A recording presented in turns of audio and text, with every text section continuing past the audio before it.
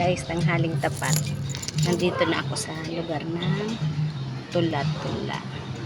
Ang init. Sobra.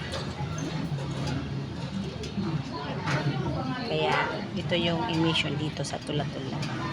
Yan. Yan. Kita nyo. Marami kaming nag-aabang. Kasi ito na. Dala ko yung emission. Ilalagay itong temporary pay. At ito yung insurance. Ito yung pambayad. Diba? Dito kayo kung gusto nyo magpalakad sa akin, kung busy kayo, halimbawa man. Tsaka hindi ako nagtataga. Nasa pag-uusap. Bakit?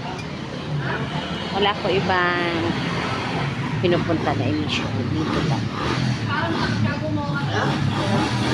Ayan. Air care.